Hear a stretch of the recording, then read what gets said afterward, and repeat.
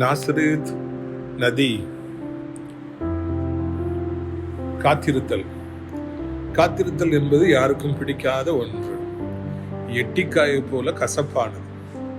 சாதாரணமாக அனுதின வாழ்வில் பஸ்ஸுக்கு காத்திருக்கும் போது கூட 10 நிமிடம் தாமதமாகிவிட்டால் மனம் சோர்ந்து போகிறது, எக்கச்சக்கமாக கோபம் வருகிறது.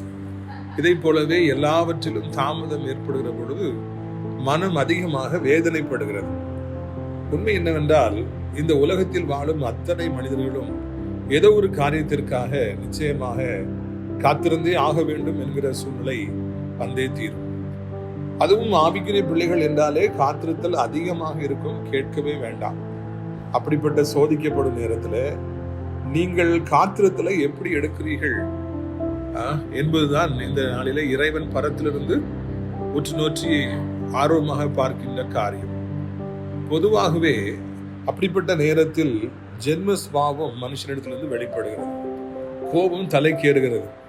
ஆனாலும் தேவனுடைய பிள்ளைகளுக்கு அப்படிப்பட்ட நேரத்தில் தான் அதிக பொறுமை தேவை. எல்லாம் என் நன்மைக்காகவே நடக்குது, என் ஆண்டவர் எல்லாத்தையும் நன்மைக்காகவே செய்துட்டு இருக்காரு என மனதிலே உறுதி ஏற்படுத்த வேண்டும். எந்த காரணத்தை கொண்டும் மனம் தளர்ந்து விடக்கூடாது. எனக்கு பிறகு வந்தவர்கள் எல்லாம் எனக்கு முன்னாடி போய்விட்டார்களே என அநேகர் அங்கலாய்ப்பது உண்டு. நீங்களும் அப்படி அங்கலாய்த்து ஒரு பொழுதும் பிறரிடம் உங்களை ஒப்பிட்டு பார்க்காதீர்கள். தற்சமயம் உங்களை முந்தி செல்பவர்கள் விரைவில் மிக சிறிய அளவில் தான் சாதிப்பார்கள். இல்லை என்றால் விரைவாக சென்று முட்டி கீழே விழுந்து கிடப்பார்கள். தேவனுடைய பிள்ளைகளாகி நீங்களோ அதிகமாக காத்திருந்தாலும் விரைவில் அவர்களை விட பல மடங்கு அதிகமாக சாதிப்பீர்கள். அது மாத்திரமல்ல, அதிகமாய் காத்திருந்தாலே அதிகமான ஆசீர்வாதத்தை நீங்கள் பெற்றுக்கொள்வீர்கள் என்பதையும் மறவாதிருங்கள்.